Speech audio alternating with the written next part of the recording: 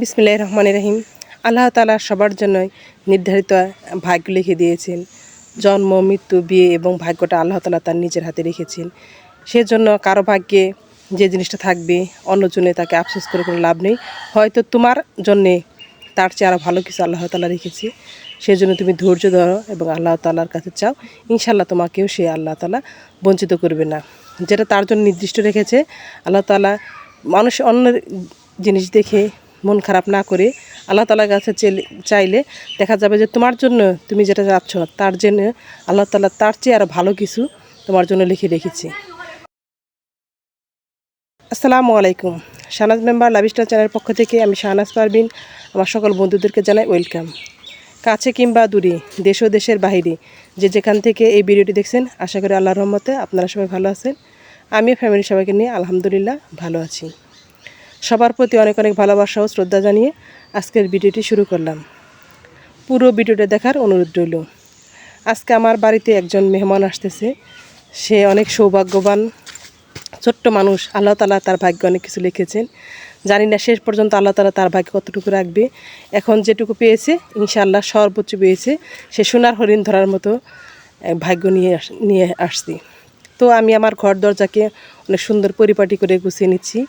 আসলে ও আসার জন্য অনেক বারবার চেষ্টা করছে। সে হচ্ছে আর কেউ নয়, আমার মেয়ের সাথে যে ক্যাডেট কোচিংয়ে লেখাপড়া করেছে। আমার মেয়েরই একই বেডে থাকতো ওরা দুজনে। সেই মেয়েটা ফৌজদারহাট ক্যাডেট কলেজে চান্স পেয়েছে। আসলে ওর ভাগ্যটা অনেক সুন্দর, কারণ সারা বাংলাদেশের মধ্যে 150 জন মেয়ে নেবে আর 450 জন ছেলে নেবে, সেখানে ও চান্স পেয়েছে। আসলে আমরাও খুব আনন্দিত। আল্লাহ তাআলা সবার ভাগ্যে সব কিছু রাখে না। আমার মেয়ে একটু মনটা খারাপ করেছে, তাতে আমার কোনো আপত্তি নেই, কারণ না আল্লাহ তাআলা হয়তো আমার মেয়ের জন্য আরও ভালো কিছু রেখেছে। এতে আমি শান্ত আছি ইনশাআল্লাহ। ও যে চান্স পেয়েছে এতে আমরা সবাই খুশি হয়েছি। আল্লাহ তাআলা ওর মনে আশা পূরণ করুক। আর এদিকে আমি সব কিছু ঘর দরজা সব কিছু গুছিয়ে নিচ্ছি। ও কয়েকদিন যাবত আসতে চেয়েছিল যে আন্টি আপনাদের বাসায় যাব। আমার মেয়ের কথা বললো যে ওকে অনেক দিন ধরে দেখি না, ওকে দেখতে যাব। আমি বললাম যে ঠিক আছে, ঈদের পরে আমাদের একটা বিয়ের অনুষ্ঠান ছিল, আপনাদের সেটা তো ব্লগ আকারে দেখিয়েছি, তারপরে তুমি আসো। ইনশাল্লাহ আজকে আসতেছে। আমার খুব ভালো লাগছে। এত সুন্দর মেয়ে, আসলে কোনো অহংকার নেওয়ার মধ্যে, এত ভালো ছাত্রী। ওর আম্মু খুব ভালো মানুষ, ওর আব্বু আম্মু আসছে। ওরা অনেক বড় লোক মানুষ। 4তলা 5তলা বাসা আছে ওদের গ্রামে। ওদের দাদার বাড়িতে অনেক প্রতাপশালী, শহরে ওদের বাসা আছে। তারপরে ওর মধ্যে কোনো অহংকার নেই, খুব ভালো মেয়ে। ও আসতে চাইতেছে। আসলে আমরা একটু আনইজি ফিল করতেছি যে কেমন হবে, সে আসলে কি হবে নাকি, এরকম একটা আনইজি করতেছে। আসলে না, অনেক সুন্দর ব্যবহার। ও আগের থেকে ওর আম্মু সুন্দর ব্যবহার, সবাই ভালো ব্যবহার করছে। আমি যতটুকু পারছি আমার সামর্থ্য জানি আমার সব কিছু টিপটাপ করে গুছিয়ে রেখেছি। আর আমি আমার সাধ্যমতো যেটুকু রান্নাবান্না করার চেষ্টা করতেছি। এদিকে আমি ঘর দরজাগুলো পরিষ্কার করে নিচ্ছি, পরিষ্কার করে ঝাড়ু দিয়ে নিচ্ছি। আর সব ফার্নিচারগুলো আমি মুছে নিয়েছি। মুছে নেওয়ার পরে তারপরে আমি ঝাড়ু দিয়ে নিচ্ছি। তো ভাইয়া আপনাদের একটু মনে করে দিতে চাই, আমার ভিডিওটির কোথাও কোনো অংশ যদি আপনাদের ভালো লেগে যায়, প্লিজ একটা লাইক দিয়ে ভিডিওটি কন্টিনিউ করবেন। আর আপনি যদি আমার চ্যানেলে প্রথম ভিজিট করে থাকেন আর চ্যানেলটা যদি সাবস্ক্রাইব না করে থাকেন, চাইলে আপনি আমার চ্যানেলটাকে সাবস্ক্রাইব করে আমার বন্ধু হয়ে পাশে থাকতে পারেন। আর আপনি যদি অলরেডি এই কাজটা করে থাকেন, আপনাকে অসংখ্য ধন্যবাদ। এদিকে আমি সব কিছু গুছিয়ে নিয়েছি। আমি এখন ঘরটা ঝাড়ু দিচ্ছি। আর এই যে আমার ড্রেসিং টেবিলটা মোছা হয়েছিল না, ঘরটা ঝাড়ু দেওয়ার সময় আমি টেবিলটা মুছে নিচ্ছি। তো একা মানুষ, একটু রান্নাবান্নাও করতে হবে। এখন কি রান্না করবো বুঝতে পারতেছি না। আর আম্মু বললো যে ভাবি তেমন কিছু করবেন না, কারণ আমরা ঈদের পরে আসলে অনেক কিছু খাওয়া যায় না, কেমন জানি খারাপ লাগে। তো এদিকে আমি ঘর দরজা সব কিছু ঝাড়ু টাড়ু দিয়ে নিয়ে এখন মুছে নিচ্ছি। আর মেয়েটা আসলে ভাগ্য অনেক ভালো। আমাদের যে ক্যাডেট কোচিংয়ে যে 3 থেকে 400 ছাত্রছাত্রী এখানে পড়ালেখা করতো, তার মধ্যে 3-4টা মেয়ে চান্স পেয়েছিল। আর সর্বমোট ছেলে মেয়ে মিলিয়ে 19 জন চান্স পেয়েছিল। সেখান থেকে মেয়েদের মধ্যে ও একাই চান্স পেয়েছে, ফাইনালি চান্স পেয়েছে। আরগুলা ভালো করতে পারেনি। আর আর যে ছেলেদের মধ্যে 4-5 জন, টোটালে 5 থেকে 7 জন ছেলে মেয়ে ওইখানে চান্স পেয়েছে। ক্যাডেট কোচিংয়ে চান্স পেয়েছে। আসলে ওদের ভাগ্যটা অনেক ভালো। ক্লাস 6-এ পড়ার পর থেকে ক্যাডেট কোচিং করতে হয়। ও আসলে অনেক পরিশ্রম করেছে, আমার মেয়েও পরিশ্রম করেছে, ওরা একসাথে এক বান্ধবীর মতো ছিল। আসলে আমার মেয়ে একটু মন খারাপ করেছে, তাতে আমি কোনো বলি না, তোমার জন্য আল্লাহ তাআলা হয়তো এর চেয়ে আরও ভালো কিছু আল্লাহ তাআলা তোমার জন্য রেখেছে। সেজন্য আল্লাহ যদি তোমাদের অপশন দিত যে তুমি এটা নিবে না ওটা নিবে, তখন দেখা যেত যে তুমি বলতা যে না আমি এটা নিব না ওটা নিব। আসলে মেয়েটা এখন থেকে ফৌজদার হাট চলে যাবে, সেখানে ওর মা বাবার সাথে সেই 2-3 মাস পরে পরে একবার দেখা হবে। আর এই বছর শুনতে পারলাম ভাবির সাথে অনেক আলাপ হলো, অনেক কথা হলো, যে আগে শুনতাম যে 10% মানে বাবার ইনকামের 10% দিয়ে তাদেরকে লেখাপড়া করানো হয়। আর ওর আব্বু বিজনেস করে, বিজনেস আছে, অন্যান্য ফার্ম আছে, এনজিও আছে, অনেক কিছু আছে। ওর বাবা 50,000 টাকা মান্থলি ইনকাম দেখিয়েছিল, সেখানে ওকে নিয়ে হয়েছে 26,000 টাকা, এবং ওর যে সাময়িক কিছু হাত খরচের জন্য 2,000 টাকা, দেখা যায় 28,000 টাকার মতো মাস। আবার বছরের শেষে ওদেরকে 50,000 টাকা এককালীন জমা দিতে হবে।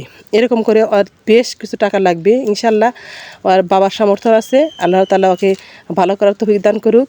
কিন্তু ভাবি বলল যে অনেক ছাত্রছাত্রীর মধ্যে এত কষ্ট করে যারা চান্স পেয়েছে তাদের মধ্যে থেকে অনেকেই ভর্তি হতে পারেনি।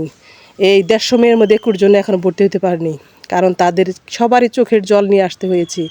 ক্যাডেট কলেজে চান্স পাওয়ার পরে অনেকের যা ভিটে মাটি ছিল সে বিক্রি করে, শুধু থাকার জায়গাটুকু বাদ দিয়ে, ভিটেটা বাদ দিয়ে, আর যদি একটু জমি থাকতো সেই জমিটা বিক্রি করে বাচ্চাকে, শেষ সম্বলটা বিক্রি করে বাচ্চাকে চান্স পাওয়ানোর জন্য মানে ভর্তি করার জন্য চেষ্টা করেছি। অনেকের আছে সেটুকু সমর্থন নাই, কারণ যে ইনকামের অর্ধেক টাকা যদি এখানে জমা দিতে হয়, তাহলে আরও যে তাদের বাচ্চা কাচ্চা আছে তাদের নিয়ে কীভাবে চলবে, অনেকে ভর্তি করতে পারেনি।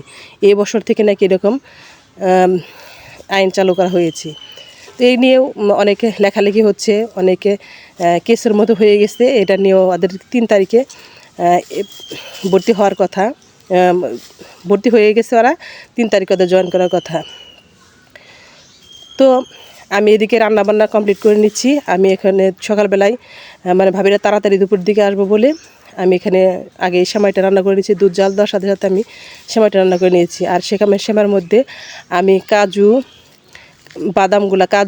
বাদাম এবং কিশমিশ, অন্যান্য বাদামগুলো একত্র ঘি দিয়ে ভেজে এখানে একটু দিয়ে দিচ্ছি। আর এদিকে আমি ডিম সেদ্ধ করে নিচ্ছি, ডিমগুলো। আর আমি যে রেডি মশলা বাড়িতে বানাই সেগুলো আমি ওখানে যে ভেজে নিয়েছি। এদিকে আমি গরুর মাংসগুলো ভালো করে ধুয়ে নিয়েছি। এখন মাংসগুলো সুন্দর করে কেটে নিব, কারণ অনেক সময় দেখা যায় যে মাংসের মধ্যে অনেক ধরনের প্যাঁচড়া থাকে বা অন্য কিছু থাকে, সেগুলো বেছে বেছে আমি রেখে দেবো। ফ্রেশ মাংসগুলো দিব যাতে ওরা খেয়ে ভালোভাবে খেতে পারে। তো ঈদের পরের দিন ঈদের 2-3 দিন পরে সবারই আসলে ব্যস্ততা আর খাওয়ার প্রতি মানুষের অনীহা, কারণ খুব একটা খেতে চায় না মানুষ। তারপরে ওদের জন্য বলছে যে ভাবি কোনো কিছু করতে হবে না। আমি বললাম যে না, তেমন কিছু করব না, আপনারা আসবেন, শুধু একটু ডাল ভাত কিছু খাওয়াই দেবো। আর এদিকে আমি যে মুরগি নিয়ে আসছি, এই মুরগির মাংসে কিছুটা মাংস, তার পা, চামড়া, গিলা, কলিজা আর মাংস দিয়ে আমি একটু রান্না করে নিচ্ছি। আমরা এখন একটু খেয়ে নিব, সকালবেলা তো আমরা একটু খেয়ে নিচ্ছি। আর এদিকে আমার যে মুরগিটা নিয়ে আসছে সেই মুরগির মাংসটাকে আমি মশলা দিয়ে ম্যারিনেট করে নিচ্ছি। আদা, পেঁয়াজ বাটা, রসুন বাটা এবং রেগুলার যে মশলাগুলো আছে সেগুলো আমি অ্যাড করে নিচ্ছি। নিয়ে ভালোভাবে মাখিয়ে কিছুক্ষণ রেস্টে রেখে দিব। কিছুক্ষণ রেস্টে রেখে দেওয়ার পরে এই মাংসগুলো ভালোভাবে ভেজে নিব। ভেজে নেওয়ার পরে আমি রোস্ট তৈরি করব। আসলে আমি বাড়িতেই এই রোস্টের মশলাগুলো তৈরি করে নিই। দেখলেন কিছুক্ষণ আগে দেখলেন আমি এই যে এটা ভেজে নিয়েছিলাম, এটা আমার আম্মু বেটে দিয়েছে। আমার আম্মু আসছে, আমার বোন আসছে, আমার বোনের ছেলে আসছে। আসলে মেয়েটাকে দেখার জন্য সবাই অনেক উদগ্রীব, সবাই দেখতে চেয়েছিল। আসলে ও খুবই ভাগ্যবান, আল্লাহ তাআলা ওকে মানুষের মতো মানুষ করতে দেখ। বললাম যে আন্টি তুমি আবার মানুষ হয়ে আমাদের ভুলে যেও না, বাবা মাকে মনে রেখো, তোমাকে অনেক কষ্ট করে লেখাপড়া করাইতেছে, তুমি সবার আশা। আর এদিকে আমি গরুর মাংসগুলো কষিয়ে নিয়েছি। আর এগুলো আমি 2 ঘন্টা আগে ম্যারিনেট করে রেখে দিয়েছিলাম। আর এই কষিয়ে নিয়ে আমি এখানে ভালোভাবে কষিয়ে নেওয়ার পরে দেখেন কতটা সুন্দর লাগছে, দেখতে অনেকটা সুন্দর লাগছে, আর কেমন জানি খাবারের আকর্ষণটা বেশি বেশি লাগছে। এদিকে ঝোলের পানি দিয়ে দিয়েছি, ঝোলের পানি দিয়ে টকবক করে ফুটে উঠছে। আর এদিকে আমি অন্যান্য কাজও করছি। এখন প্রায় আসার সময় হয়ে গেছে। ভাবিকে ফোন দিয়েছিলাম, ভাবি আপনারা কখন আসবেন? ভাবি আমি কিছুক্ষণের মধ্যে এসে পড়বো। তো ভাবি আর ভাইয়েরা রওনা দিয়েছে, আমি রান্নাটা বসাই দিয়েছি। আমার সব রান্নাই কমপ্লিট হয়ে গেছে। শুধু শুধু ওই যে মাংসটা রান্না হলে আমি রোস্টটা রান্না করে নিব। রোস্ট রান্না করার পরেই আমি পোলাওটা চড়াই দিব। তো রোস্টের জন্য আমি রোস্টের যে মাংসগুলা সেগুলো যে ভেজে নিয়েছি, কারণ যদি সব কিছু ডিটেলসে দেখাতে যাই তাহলে ভিডিওটা অনেক বড় হয়ে যাবে। এই যে রোস্টের মাংসগুলো এরকম করে ভেজে নিয়েছি। এখন আমি যে রোস্টের মশলা এবং টক দই এগুলো সব কিছু দিয়ে আমি রোস্টটা বসিয়ে দিয়েছি। আর এখন একটু একটু করে সেই যে ভাজা মাংসগুলা সেগুলা আমি অ্যাড করছি। আর রোস্টটা এবং অন্যান্য খাবার অনেক সুন্দর হয়েছিল। আমি তো ভয় পেয়েছিলাম যে খাবারগুলো কেমন হবে। ভাবি বললো যে না, মোটামুটি ইনশাআল্লাহ খুব সুন্দর হয়েছে। আসলে একটা রান্না করার পরে যদি কেউ প্রশংসা করে, বাড়ির সবাই যদি প্রশংসা করে, রান্নার আগ্রহটা বৃদ্ধি পেয়ে যায় আর মনটাও ফুরফুরে হয়ে যায়। তাদেরকে ভালো করে রান্না করে খাওয়াতেই আগ্রহ জাগে। তো এদিকে আমি রোস্টের মাংসটা আমার হয়ে আসছে। এই গ্রেভিটা দেখুন অনেকটা সুন্দর হয়েছে, একদম ইয়ামি লাগছে। খেতে মনে হয় যে দেখলে একটু জিভে জল আসে, এরকম একটা পরিস্থিতি। আমার তো জিভে জল আসছে, কারণ আমি ভিডিওটার খাওয়ার পরে দিয়েছি, আমি খেয়ে নিয়েছিলাম। এদিকে মেহমানগুলো সব এসে পড়েছে। তাদেরকে আমি প্রাথমিকভাবে ভাবি ওরা মিষ্টি নিয়ে আসছিল, ওই মিষ্টি দিয়ে একটু সেমাই দিয়ে আর একটু শরবত দিয়ে তাদেরকে আপ্যায়ন করা হয়েছে। অনেক দূরে থেকে আসছে, এদিক দিয়ে একটু বসতে দিয়েছি। বসতে দেওয়ার পর আমি খাবারগুলো রেডি করে নিচ্ছি। এখানে আমি ডিম আর এই যে এই বেরেস্তাগুলো আমি আবার একটু কিশমিশ বাদাম এগুলো দিয়ে বেরেস্তা করে নিয়েছি। এই বেরেস্তাগুলো ওই পোলাওর উপর দিয়ে দিয়েছি। এক্সট্রা যে পোলাওগুলো আছে সেগুলো নিয়ে যাবো ওগুলো। আর প্লেটের মধ্যে বেড়ে নিয়েছি। তারা 3 জন আসছিল, আর সাথে আমার ভাইয়া বসছিল আর আমার মেয়ে বসছিল খেতে, কারণ আমার মেয়েকে ছাড়া ওরা খেতে বসলো না। এই যে এখানে দেখেন আমি এইটুকু সাজিয়ে নিয়েছি, কারণ ওইখানে নিয়ে টেবিলে আমার রুমের যে টেবিলটা আছে সেই টেবিলে খেতে দিব। ওইখানে নিয়ে যদি আমি আবার এগুলো সার্ভ করতে যাই তাহলে অনেকটা সময় লাগবে। সেজন্য আমাকে অনেক হেল্প করছে আমার মেয়ে, আমার ছেলে, আমাকে আমার হাজব্যান্ডও সবাই হেল্প করছে। সব কিছু নিয়ে যাচ্ছি, ওইখানে নিয়ে তাদের কাছে দিচ্ছি। এইদিকে আমি ওই ক্যামেরাটা বেশি তাদের সামনে দিই নেই, কারণ খাওয়ার সময় যদি ক্যামেরা ফিট করা হয় তাহলে খেতে তাদের একটু ইতস্তত হবো। সেজন্য খাওয়া শেষ হয়ে গেছে, ভাবি এবং মেয়েটা বাইরে চলে গেছে, আর ভাইয়া এসে একটু বসলো। আমি এখানে আমার বড় বাসর খাওয়া শেষ হয়নি, সে খেয়ে নিচ্ছে, আর মেয়েটা খাওয়া শেষ হয়েছে। এদেরকে আমি পোলাও, রোস্ট, গরু মাংস, কোক আর মিষ্টি, সেমাই এগুলাই খেতে দিয়েছি। বললো যে আর তেমন কিছু করেন না ভাবি, এগুলো করতে হবে না। তো ভাবি ওদের সাথে অনেক আলাপ আলোচনা করলাম, অনেকক্ষণ বসেছিল ভাবি ওরা। এখন ভাবি ওরা চলে যাচ্ছে, আমি এর সাথে বিদায় নিচ্ছি। এইটাই হচ্ছে আমাদের সেই সৌভাগ্যবান মেয়ে যে আমাদের গর্ব। ওর বিদায়ের সাথে সাথে আমিও বিদায় নিচ্ছি। সবাই ভালো থাকেন। আসসালামু আলাইকুম।